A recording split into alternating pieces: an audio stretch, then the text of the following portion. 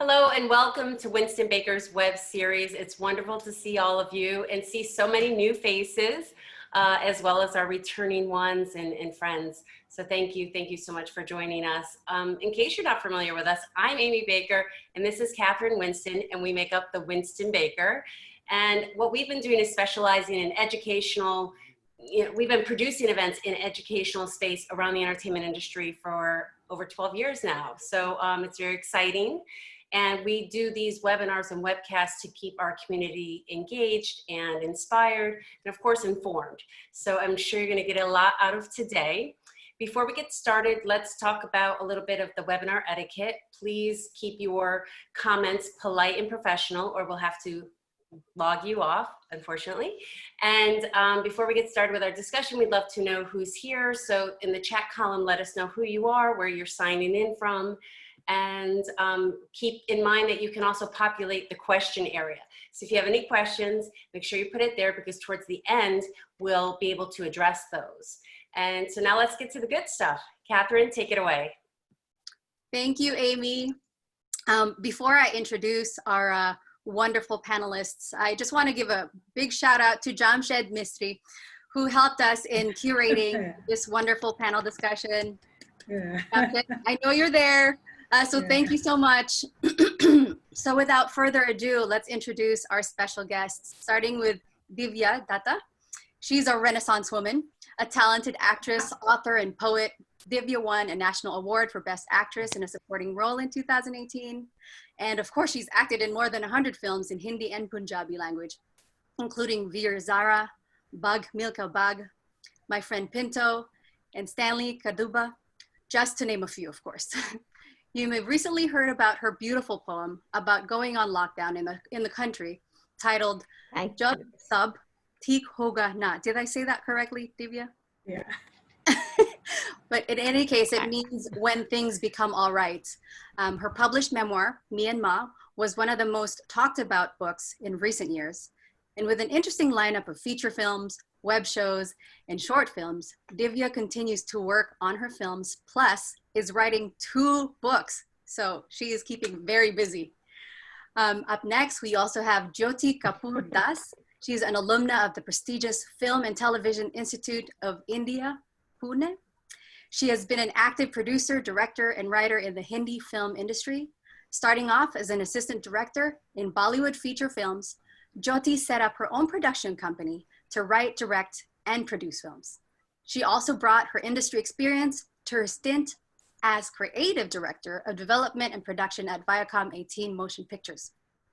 This profile gave Jyoti a comprehensive insight into the real working of the motion picture business, from creative collaborations, film productions, negotiating agreements with co-producers, and finding distribution. As director, Jyoti has won awards for her short films that have also become, very popular and have record-breaking views.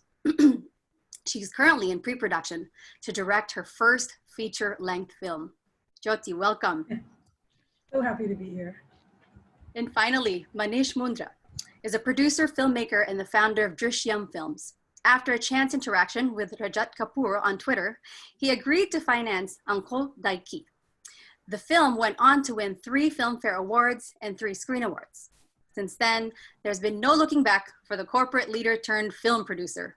Drishyam Films is a global motion picture studio that has produced international award-winning films such as Masan, Amrika, Waiting, Danak, Newton, Ruk, and Kadvi Hawa.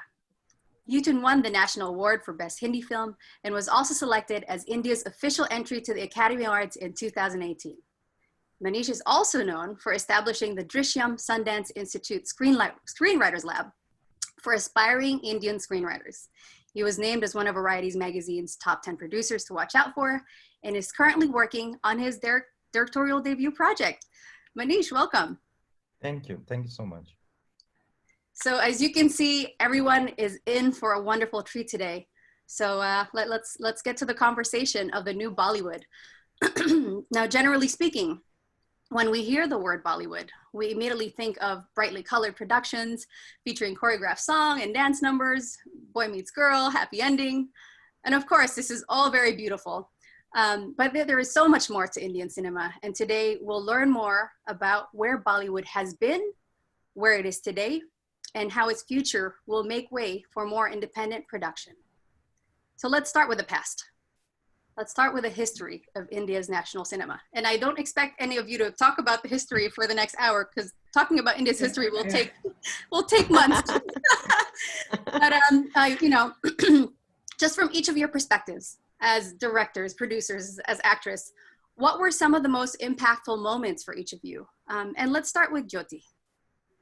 So I think you know, we've just been this whole culture. Our Indian culture is full of a lot of music, a lot of epic poems. All our you know, we've got a lot of mythology which is in rhyme. So it was just a very natural progression, I think, for our films to also have a lot of music and a lot of dance and a lot of, you know, poetry in it. It's very lyrical with all the drama that's there.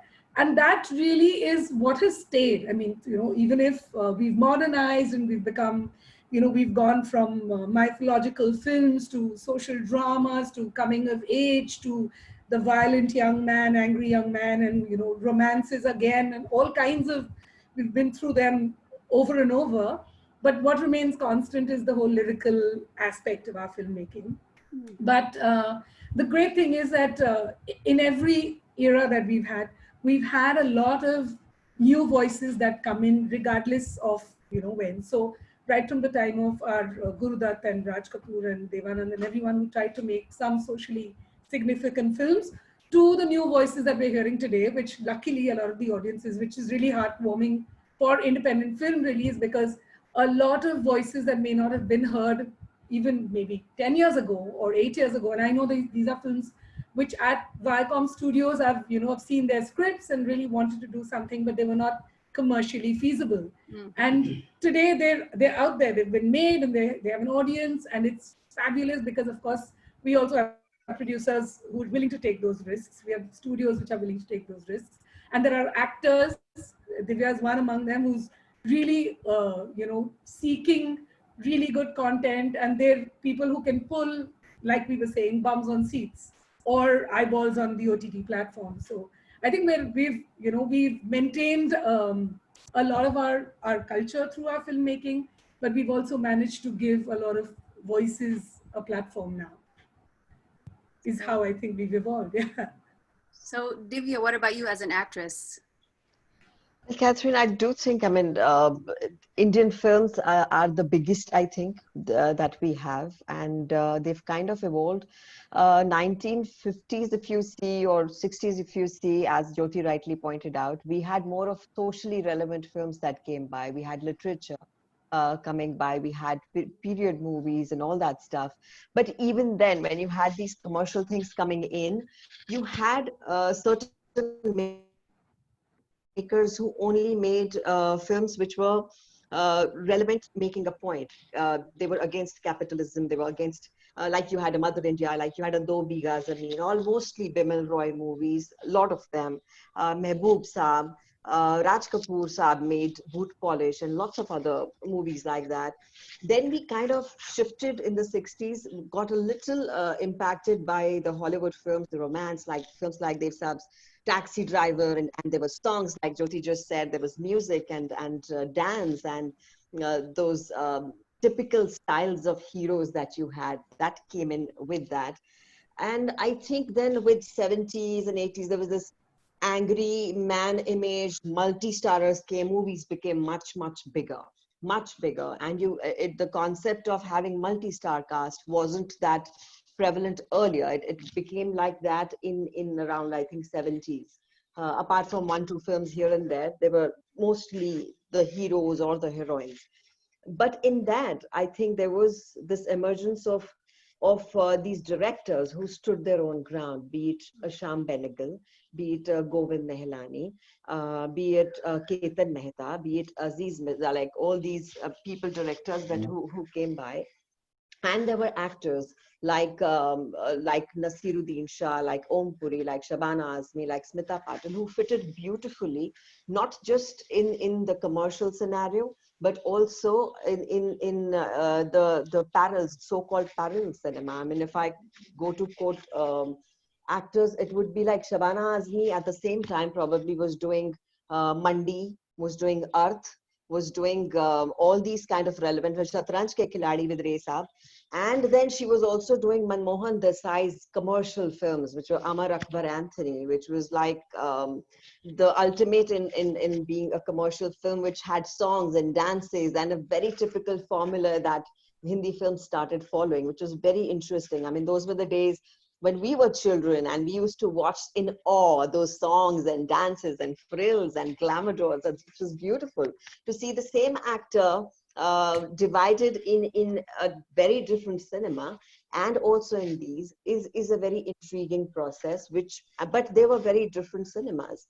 I think along the years now, maybe 2000s and now, there's been a very beautiful marriage between commercial and parallel cinema, where those lines have kind of just gone off, where actors have become kind of so-called stars because people want to see a storytelling which is well enacted, and they want to see an actor, and stars wanting to do character roles. In fact, I've been told many times by a lot of my directors, hey, listen, that star wants to do your role. So that line is diminished between who is the, we had typical one hero, one heroine, villain, comedian, and a sidekick. These were 5 typical characters that you had in most of the films during 70s, 80s, and probably 90s as well. But gradually now, they've become stories. They've become directors who want to make a difference. And most of all, I think the audience has changed, Catherine. Audience wants to see something different. Even if we talk about the OTTs today, you're seeing such names that probably ain't household names as yet. But when you see them in those OTT web series or something, they have become names to reckon with. Everyone's like, who is that? And they want to see him, and everyone's lauding them. So times are changing. Directors are coming in, new directors making a difference, and people are ready to watch, where all these, our songs and dances remain there, but they've kind of gone in the background and stories have taken the forefront. That's beautiful. Thank you, Divya. And, Thank you. and what about you, Manish? How has history impacted you? I see a little different angle always, maybe because I come from a different school of thought. I certainly, if you look into the past, we started off very well, and with the coming up of Mr. Ray, Satyajit Ray, Vimal Roy kind of cinema, world started looking into India. World started looking into what we are going to do next, and then of course we had a second breed coming in 70s, 80s, like of course, like Divya said, Govind Lehlanis and Shyam Benegals and Ketan Mehta, all these guys, they produced cinema in 80s, which again was looking outward, looking to the world, showcasing Indian stories, and world was excited with even Meera Nair coming with Salam Bombay and all those things. World gave that view, and the audience were looking more, but somehow then we lost the track. That's where it pains me. And I feel that the last 15, 20 years, of course, we did good cinema, we did big cinema, but we always looked inward. We always looked after what India needs or what the Indian audience want. And we never developed or were in balance with what the Iranians, let's say, for example, Iranian cinema was doing, or what the Middle East, Lebanese cinema was doing, or even Korean films were doing. They were not only looking inwards, but they were also creating a world market where the international segment would look for them. The various multi-level competitions would advocate for them, give them the red carpet, and even bring them forefront. And that's how they gathered a huge market.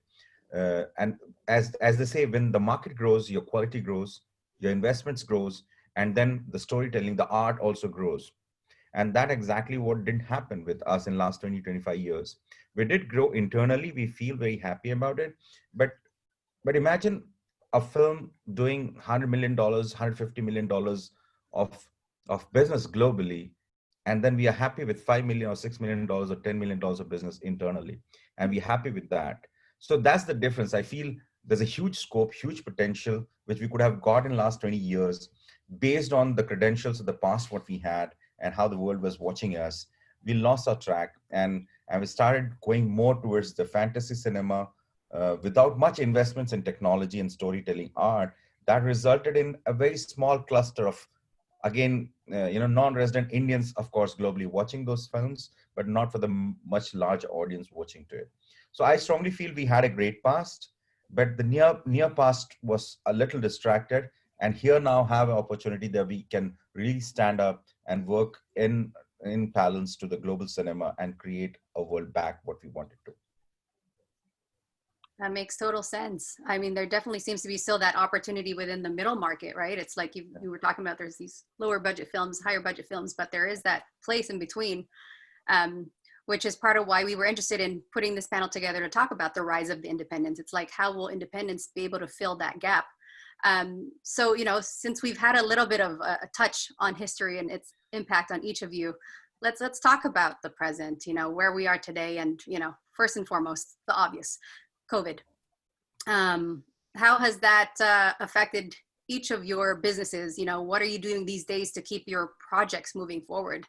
We can start in the same order. Jyoti, if you'd like to start.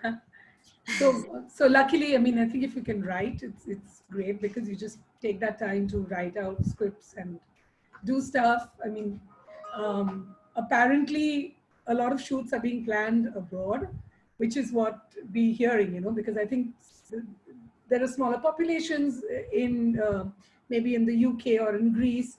So producers are finding it easier to put together units there, but it's really scary for us Indian producers to start work in India right now because the density, it's really as basic, practical as that. We've just got such a dense population and nothing short of maybe a 75 to 100, and I'm just being conservative, team of, that's the unit size, the number of people on set.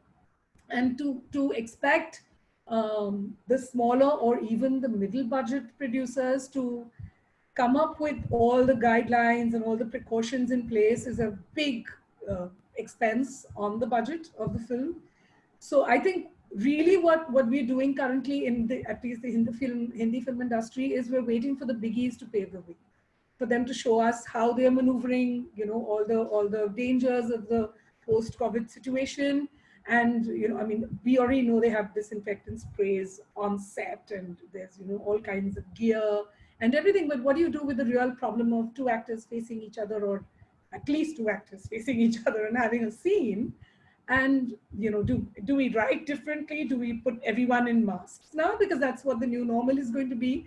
It's scary. Or do we just date our films and say, okay, everything was done our story takes place in 2019. You don't need to see masks in our films. I mean, it's as absurd as that, but it's also a real problem. So I'm currently just going baby steps and just saying, okay, I'm just going to write right now. There are things that we hear, but I don't see the Indian production scenario really opening up too soon. Maybe we'll take our units abroad and shoot, but I don't know. But maybe Manish and Divya would have a different perspective as well.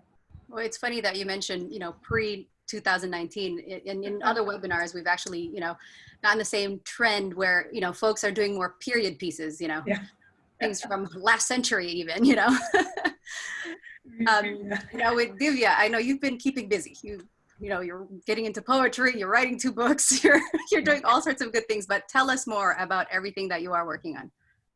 Well, I think for me, 2020 started on a very busy note. I finished around 5 films from Jan to March. It's something I haven't done ever, but it was going from one film to the other. It seemed like somebody had preempted that there's going to be a lockdown, so just finish all that's going to come. So, but yeah, one of my films got stuck, and it was supposed to be a Mother's Day release, but so everyone had to go back home. And it's, I think, happened with everyone. Everyone's movies have kind of stuck on various levels, and they're all waiting, and everyone's in this like together. So personally, we're all doing things that we can do at home, writing. I shot 2 ad films at home. Strange, it sounded so strange because everyone's like, we're on a Zoom chat. My director was there and just guiding me, and you're a one-man army doing everything yourself, my makeup, hair. And then he said, oh, just move the props from behind and then do this and do that. It's all fine, but to say cut yourself in action is something that an actor is not used to saying cut until you see the director say, hey, this is a good shot. It was very strange to be doing all that yourself and then sending it to the director to see what he likes. So it's a new way of doing stuff. But I think even working like this is pretty limited because not everything can be done by just one person sitting at home. So baby steps are being taken by everyone. Everyone's playing this wait and watch game. Because also what Jyoti just said, that do stories need to be written with masks for actors and all. I think movies is also about hope. You just say, okay, this too shall pass, and it will eventually. But yes, we have to see what's going to happen in the nearest future. So you do write stories, you do distract your audience from what's currently happening. So what everyone is thinking about is probably starting baby steps and making smaller things with much smaller units. But one has to see that all the preconditions that are laid by the governments are feasible for everyone. They're comfortable for everyone. It's safe for everyone. We also don't have probably proper insurances for every actor, and especially for us actors. I mean, everyone's going to be in masks. So what will we do? You have to remove it somewhere, and not every story can be in the mask. It's possibly can't be. So because there's so many stories to be told. And so I think everyone's just buying time, waiting for it. And as Jyoti just said, that everyone's waiting for the biggies to pave the way. I would also like to add, it's also going to be television, because television, the daily soaps and the shows that come in, they have kind of really stalled out, and their revenues are really good and big. And once they start off, because they're going to be contained in one place with one set. And so if that starts off, one would know where exactly it is going. Is it working? Is it not working? So I do feel these 4-5 months are going to be trial and error. We will get up, take baby steps, fall again, go back to it, and then eventually I think we'll all get back to telling stories what we are best. We will tell them beautifully. Yes, definitely. And at least, for now, you guys are finding ways to tell your stories through words. It must also be those like, 2 books. talking about it is weird to direct yourself, and also I'm assuming you guys as actors, you then have to do auditions via Zoom as well. Is that how it works? I've been fortunate. I don't really give too many auditions. What my thing? No, You don't need any auditions. no, but if you do require to talk to somebody or just do it, I think Zoom is, or whatever, the virtual world has become the it thing. And I mean, these video calls were not there earlier before this lockdown. It was like those physical meetings, and my director used to joke, hey, listen, don't come all the way to town, we'll just do a video chat. I said, no, I want to see you. I want to see how you're telling me things. And now there it is, everything is on video calls. So this is the new us, this is the new way of working, and we probably have to get used to it. Yes, it is hard to get used to, though. I mean, Bollywood, Hollywood, same thing. We are all, this is an industry we all love, because we love the touch and the feel and the, the energy and the collaboration. Absolutely. And having that. It's so beautiful, Catherine, that when you're on a set, that buzzing, that full of life thing that you have, everyone assigned their own jobs, and the team just comes with that certain energy, everyone doing their own jobs. But it kind of encourages you to just, give it your best. There's the director, there's the producer, there are those light men, spot boys, art director, everybody. And then you're doing your own thing, collaborating together to make something. It's the most beautiful thing. And that can't be replaced by anything virtually, I guess. Right. I think it's just we've been having narrations and script discussions with my co-writers and producer. I think they're a little happy, because when I used to get mad at them face to face, I'd be like, pick up a cushion and kind of go like, can you not get what I'm saying? So now they're in the safety of their homes, and they're like, okay, what can you do? You can't touch us now. So I think that's a plus there. And what about you, Manish? What are you doing through COVID? I mean, tell us everything. You shared it with me a while ago while we were prepping for this call, but please let the world know all the wonderful things you are working on. Of course, even outside of the film stuff. Yeah, Actually, COVID is, I think, one of the biggest humanitarian crises we have all gone through and going through at the moment across the globe. And that has impacted everybody, not only just filmmaking, every aspect of life, every facet of life has been affected. And it has, and countries like India, where majority of the population work on daily breadwinning things, and this lockdown has actually created a humanitarian crisis from the point of view of survival. Uh, and and and if we talk specifically from the film industry point of view, there are hundreds and thousands of people who used to earn money. And initially, we all thought that it's a matter of a week or two or three, and then things would go back to normal. And then it just went on and on and on to a point where we are all so dejected. And right from the top end to the lowest possible rung, everybody is under pressure of whatever way you can call it, going out, meeting people, finding food, feeding animals, paying the rent, whatever you can call it. There's everybody has some sort of crisis. And then of course the health issue, because you need to save your near and dear ones, especially the old ones, or people who are having underlying conditions. They are the more vulnerable, and so you have also a responsibility that you don't venture out much in order to do this. So the combination of all this has created sort of pressure on everybody, and it has created a mental depression on everybody's mind one way or other. So so we all have been going through this, and in that process we also as human beings have tried to help people as much as possible, those who have much and those who don't have much. And we have tried to balance and try to see that how we can impact globally to help people and help you to unify the people around and see that we pass through this tough times as soon as possible. But then, as we have passed almost 60 to 70 days into this crisis and globally, I see Europe opening up. I see that that's a light of hope, that the number of daily cases have gone down. People have started, there are two, three things have happened. More tests have come up, faster test results have come up, the medicinal facilities have grown up, and the treatment procedures have been now lined up. So there's lesser number of death, and it's becoming less and less. The virus also mutated so much that it's becoming less and less less aggressive. So all this gives us a hope, and we feel that that same thing will come down to India also, and probably we will be able to open up with lesser number of death and less. Of course, the infection would happen as long as we don't have vaccine. The infections would happen.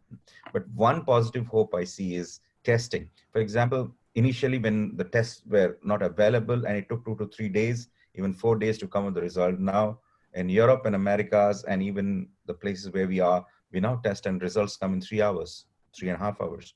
And I think in a week or 2 or 3, we can even go for a 15-minute swab test. So what I see is a hope where we all gather, we do the test, and everybody is COVID free, and they go and work. Or if those who have got COVID, they got antibodies into it, and everybody works. So that's what we at industry also, the petrochemical industries, the industries where we are trying to restart the operations. What we're doing is we are testing everybody, segregating those, isolating those who have antibodies and who don't have virus. They are put together, they work, while those who have, we isolate and treat them. So that's how the film industry would also go through. And I think it's only 3 to 4 weeks time where the shootings would start, because probably we'll have those mechanisms in place. One good thing about being human is that we find our way, we struggle and find our way, and we'll find our way to pass through this. Of course, during this process, a lot of creative aspects have gone into. As filmmakers, we have been reading scripts, we have been thinking about it, we are even planning as soon as how it opens. Of course, they push every 4 weeks. Like now, I think our internal date of starting shoot is somewhere around August first week. So we don't know after June end that August remains August or not, but we think by August first week we should start shooting, and we have got a lot of great stuff ready, and we have been discussing with various other platforms to see how we can activate those things. But having said all this, human life is important, so we have to be very careful what we do and how we do. But I'm very hopeful that within 3 to 4 weeks, India should open up, and we will be safe enough to start the shoot. Fingers crossed. Yeah. One of the things that we've also talked about is, how COVID has presented a budget challenge from the biggies to the independents, and how this could become possibly an equalizer. You want to talk a little bit about that impact and how it impacts the quality of content and things of that nature, Manish? Yeah, yeah, of course. In life, or even as we turn the history, it's always when the challenges are thrown in, we change. Otherwise, we just become complacent. So I see COVID as one very important anecdote in the history of Indian filmmaking or Indian cinema, especially Hindi cinema. When we say is because this has created equality. I see whether you like it or not, everybody is now on the same turf. Everybody has the same set of challenges, and everybody has exposed to the same sort of risk. So everybody now need to focus and do their homework properly to come out with the right content. Because earlier the budget was important, the advertisement and placement and positioning was important. But now, at least 6 to 8 months, 12 months down the line, it will be very difficult for people to bring them to cinema unless until you have something real content. And with OTT, it becomes flat. It's totally flat. Whether it's a $10 million film or with a $500,000 film, they get equal response on the opening day. And if you do well, that $500,000 film can create more buzz than even $10 million film. So what I want to say is that here's an opportunity for independent filmmakers to focus on the content, do it right, do it on a right budget, and place it on that platform. And I think you'll do well, and we all will do well. And that's where the equality comes in. And all those complaints of not having screen skip space or not having proper strength to publicity and not having the strength of advertisement or star value has vanished. And here you have a very open field, equal to everybody. And if you can do it now, probably that will change the course of filmmaking in India and will grow further. We'll have more new filmmakers who are ready to make content because they don't know how to sell it. They don't have strength to how to advertise and promote it. They have an hour platform to create and showcase things on equal pedestal. Also, I think, Catherine, what happens is because of social media today, and everything is right out there. I mean, everyone has, a platform on which they put their opinion, and it's out there. So when, even if there's we've seen that in India already since March, mid-March, when a lot of real biggies had to either they're forced to come onto OTT platforms because now theatrical distribution is out of the question in the near future, or there's stuff that has already been planned with bigger actors or bigger stars, and I'm using the word stars, who've planned this huge XYZ platform, my OTT debut launch, whatever, and they bombed because it was frankly really not great content at all. And the day that it comes on and people are sampling it, they're putting out their unasked for reviews out there, and then no one wants to even sample it anymore. So you really need to be smart and savvy and have your have the finger on the pulse, really correct, and know whom you're targeting your film for or your content for, whether it's a series or whether it's a feature film which is now going straight to digital, whatever it is. But people are unforgiving right now also because of subscription rates. So how much can they pay per month? Which OTT platforms do they want to subscribe to even? Because there are these 4 or 5 players in the market in India at least. And they're providing a range of really mixed content. Some have really great content consistently and a few bummers come through, or some are just always, but that's the kind of content that they have, and people know when they're going to subscribe there, that's what they're going to get. But again, that's a choice that the audience is the boss of right now. You can't bring them in and say, okay, now you've paid for it, whether you want to walk out halfway or not is not, so they can just decide to unsubscribe, and there goes your revenue from that viewer for X amount of time till, through word of mouth, again, they hear, oh, there's something really nice on this particular platform. Maybe it's worth it just taking it for that 1 month and binging or whatever. So it really makes the customer the king, I think, which is very empowering for viewers.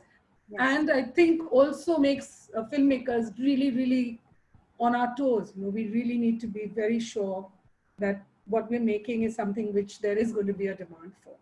And like Divya was saying, there are actors who are just becoming stars.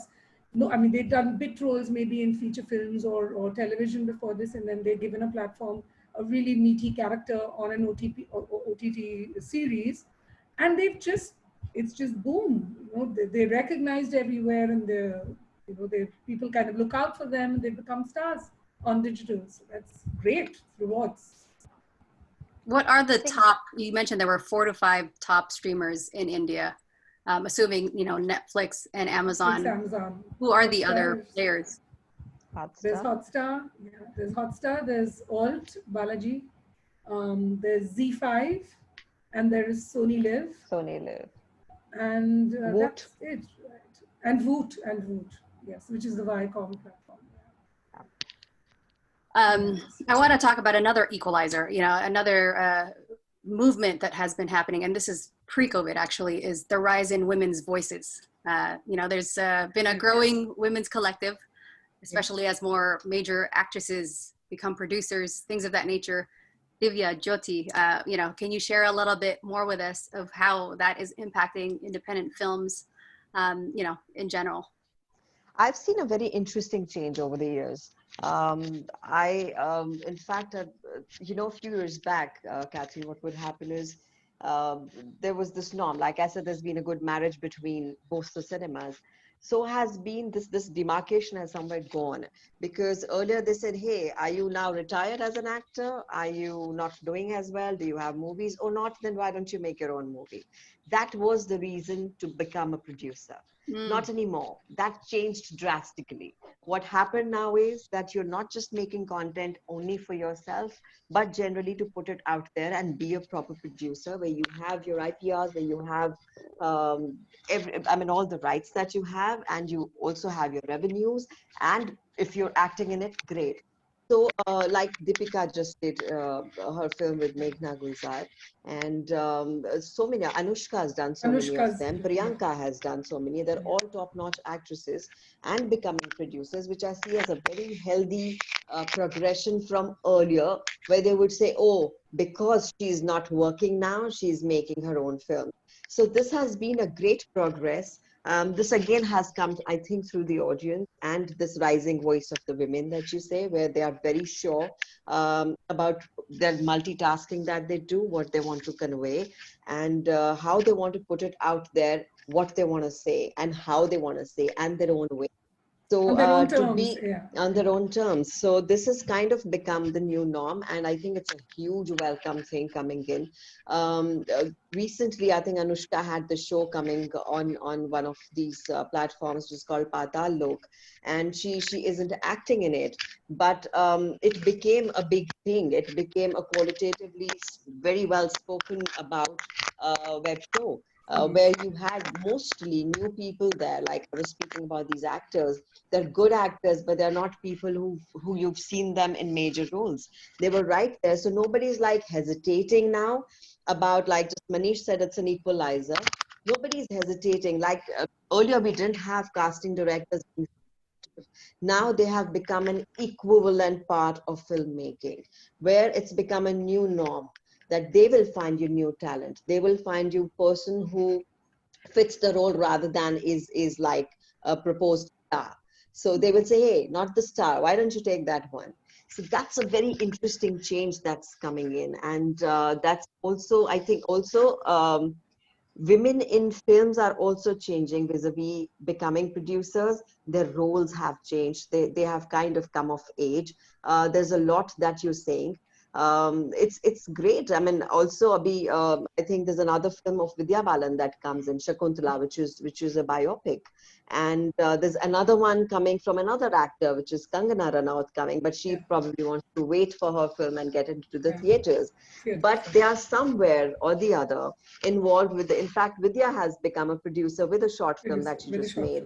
So everyone is getting involved, and it's become a way of expanding your horizons rather than just choosing between being an actor and being a producer. So that's a great thing, where you can do all those things together and do them and coexist. I think it also empowers, sorry, Manish, we've really just kind of taken Women over have this, taken over. but just, No, you know, a very, a very small but very important point is that there's a lot of empowerment that's happening via the women who are in positions of power. So either they've, and the easiest really is, you know, when you're an A-lister actor, and you think that you can empower a really good script and a really, you know, a director with vision, and you have faith in a project, and you're like, you know, no one's, I'm going to put my money where my mouth is, and you know, I either want to play that character or not, but I think it's going to be a really cool film to be associated with.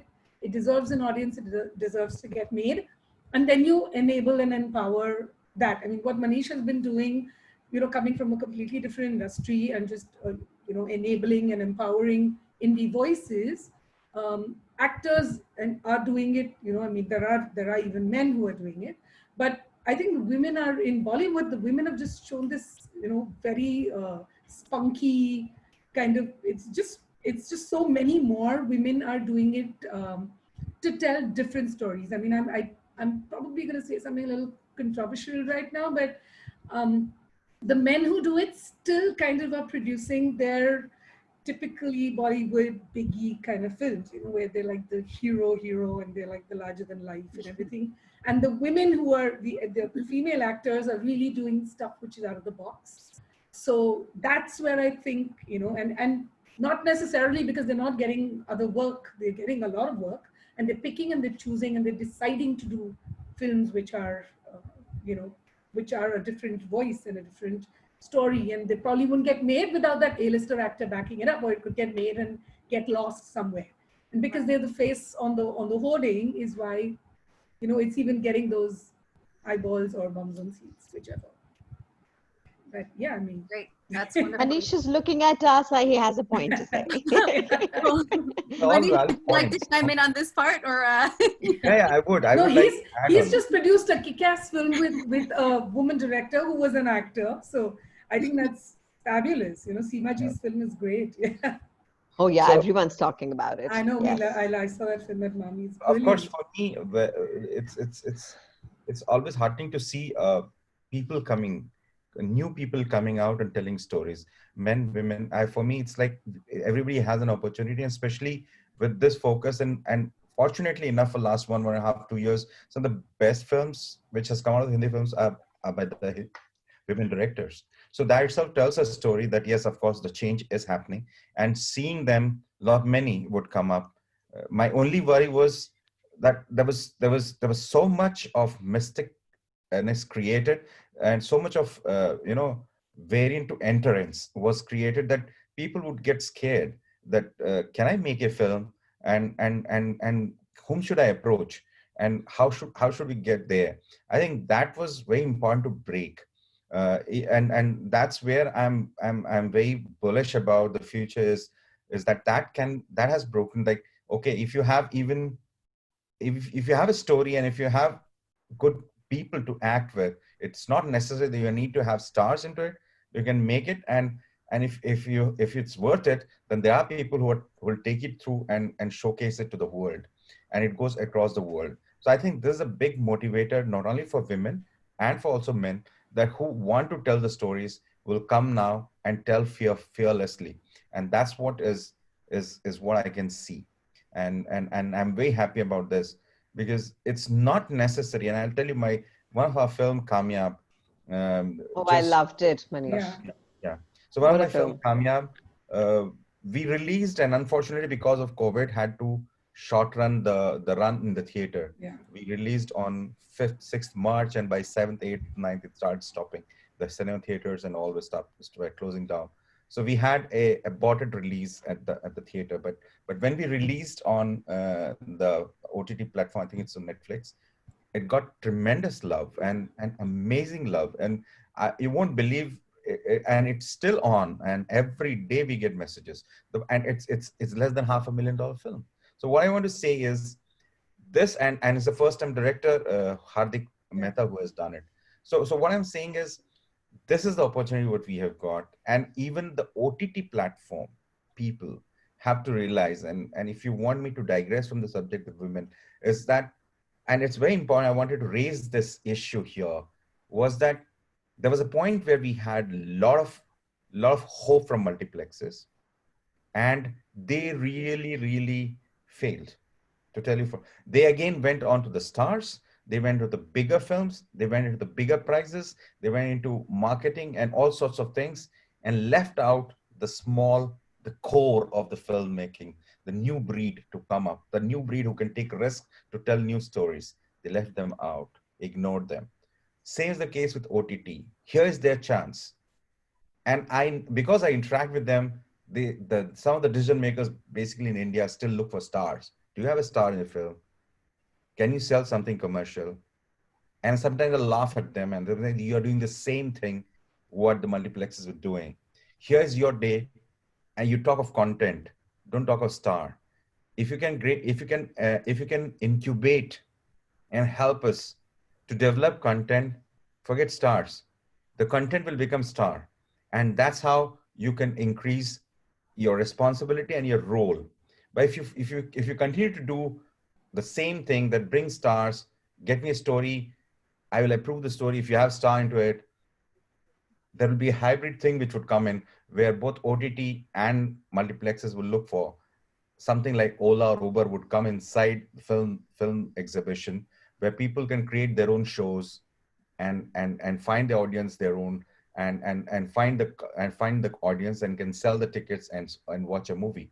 And nobody will look for OTT, nobody will look for the multiplexes. So that's very important, and that's what I want to tell to those OTT managers, that it's your time to seriously look into a balancing act of commercial cinema, of new cinema, give space to young, brave storytellers, and that would change the whole history of Indian cinema.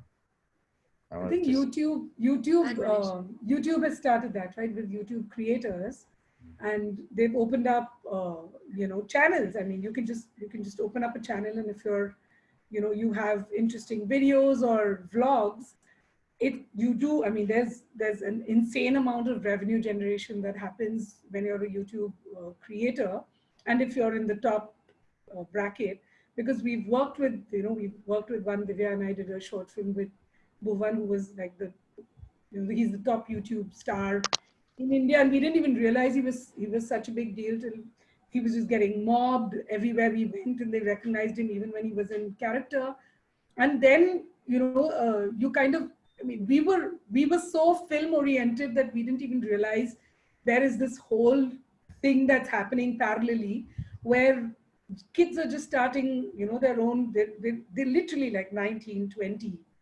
And they're doing their stuff. I mean, there's PewDiePie, and there's so much that's going on, and we've just been, blinkers on. We have no idea, and it's our kids who are telling us, that one's a star and that one's. It's a learning experience, but there are revenue streams. So I think I got that from first when Manish is saying it, I said that sounds like a monetized TikTok where you just make your own content and people subscribe to you and pay to see your ridiculous videos. But if you take it to the other end of the spectrum and you actually, put content out there that a certain audience wants to watch, you get your advertising revenue, YouTube pays you, you get influencer credit, and then all the sundry industries, advertising and brands and whatnot comes across. So yeah, I think that's really been a good way to democratize content making. I guess. Even TikTok. TikTok actually recently announced that they'll be setting up more offices in India because India is actually one of its biggest key markets. It is so bad. It's good. I think some of the videos. You guys more questions, but I know that there's some questions coming in from the audience. I want to bring up Amy to join us to see if she wants to address some of the questions that are.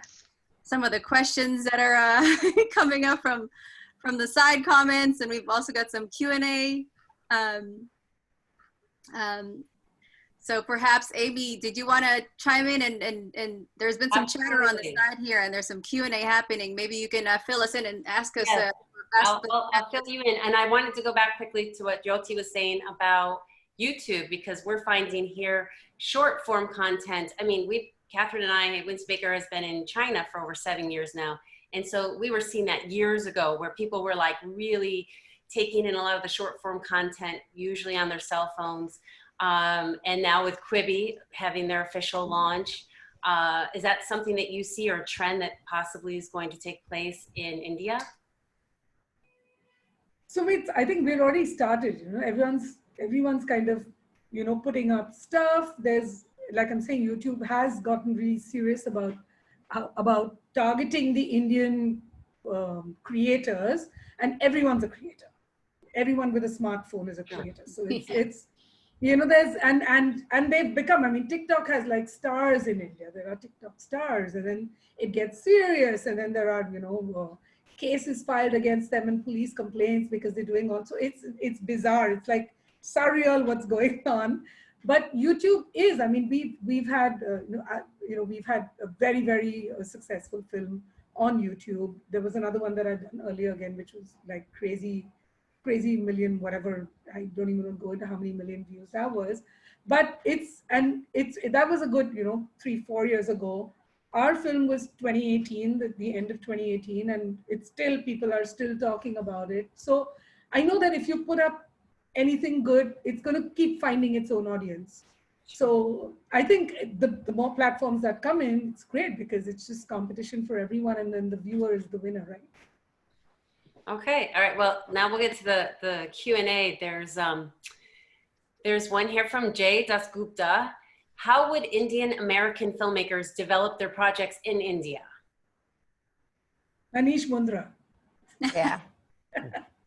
He's the man. I saw the Q&A question and I said it shouldn't come to me. Actually, I'm finding the same question, the same answer. I'm trying to find how can I reach into Hollywood and make some of the films which I want to make. Then the answer which comes to me is yes, of course, develop a story, and reach out to people who once read can't just stop. They would pursue you and see that if we can make it.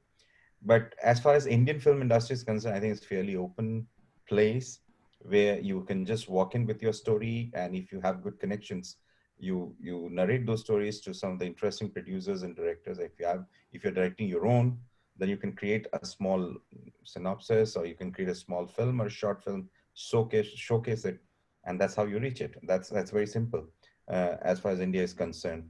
And we are all looking for content. If the content is good, whether it's American content or Canadian or European, it doesn't matter. We are looking for content. Okay, well that's good, because someone now, I just saw in the chat, a friend of ours, Lisa Black, said, Manish, we should speak. So that should happen. Okay, and then I hope I'm not messing up this name, but Shameen Davis says, which platforms do you use and find success? And that, you know, who wants to answer that one? Which platform do you use and yes, find? because you talk about the different OTT platforms, but maybe there's one that's really you've had good success with, and they're open to all different types of content. It's other way around. For me, it's other way around. If you have good content, it will be successful, and every platform would like to do it for you. So I think it's other way around. It's not that platform ensures success. There's a content which ensures success, and then everybody wants to get that on their platform. That's fine. But Jyoti, if you have any other view. Yeah. No, I think that's it. But also in India, there are, I mean, like it or not, there are certain platforms which have a very unique, you know, they choose to make certain types of content, and then, you know, they try and choose a lot of their series or whatever films they choose do adhere to a certain genre. So people know when they're subscribing there that that's the kind of content they're most likely going to get.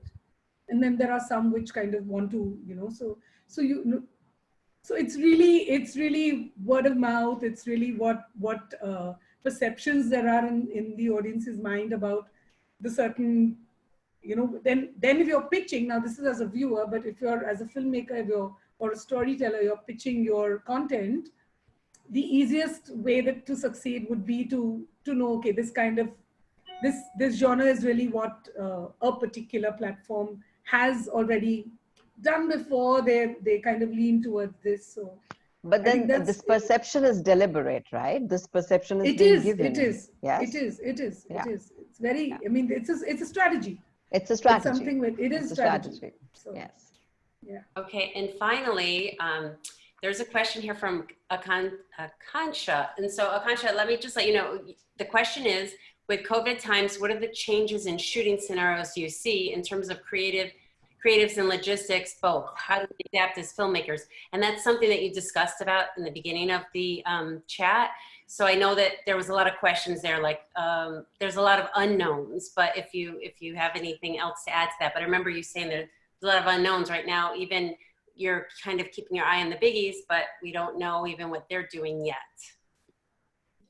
You heard So us well, Akansha is Amy. also a producer. Yeah, Akansha is also a producer. Hi, Akansha. So yeah, I mean, I think yeah, she's an active producer in Bombay right now. So, but I think she'd be and I think Divya has had the most experience right now during the lockdown period and how to work Well, solo I in think isolation. No, but there are all kinds of offers, Amy, that you get sitting at home, and everyone's trying to, just whack their brains and think what new content can come in the prevalent times and what best can you come up with. And everyone's like trying a novel idea. So what came together simultaneously to me from 3 different production houses was a web series that would be shot at home by yourself. And so that was the most intriguing thing that, hey, hello, how do I shoot it? So said, no, this is lockdown. So everyone will shoot from their houses and we'll just put it together.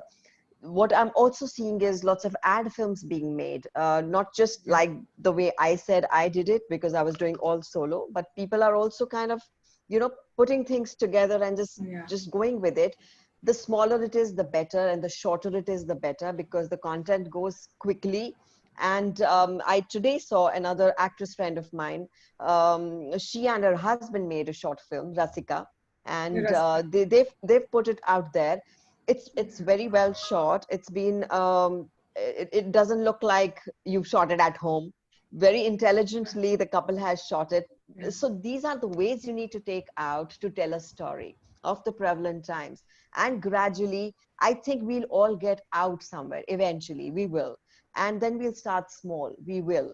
And what offers I'm getting right now is, let's start it small, ma'am, but we'll do the bigger one from November. Okay. That's the plan. So because then you can travel and then there's no issue.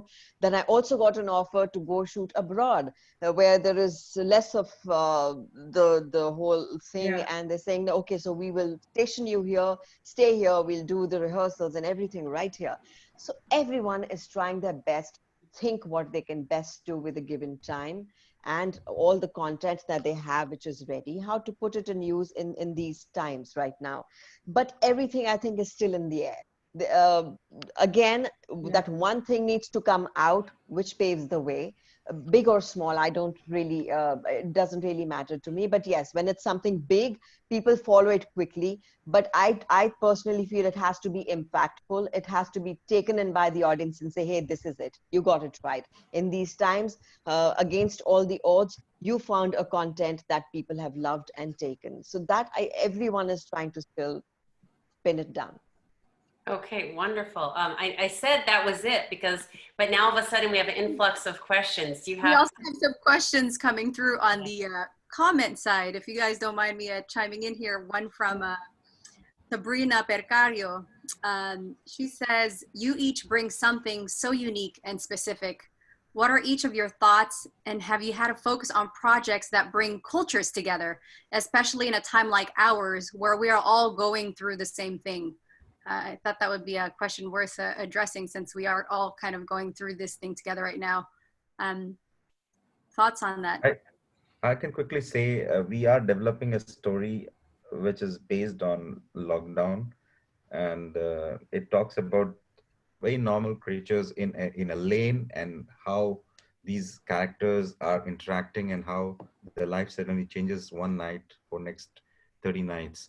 And how marriages are changed, the dates are changed, and finally so it's a very interesting comical take we are doing. we have written, and we're trying to work on it, which will talk about the comical side of the lockdown, and we had various Wow. hilarious examples onto it, and hopefully we can.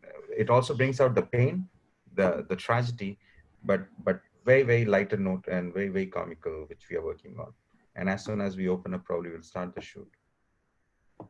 No, but it is true. but I to mean, answer- all our cultures, we're seeing the same problems, the queues in the supermarkets, or scarcity, or people, losing their tempers because, or there's so much domestic violence that's happening. It's scary because, and we're hearing those stories out of everywhere, out of countries out of, Europe or the US or Asia.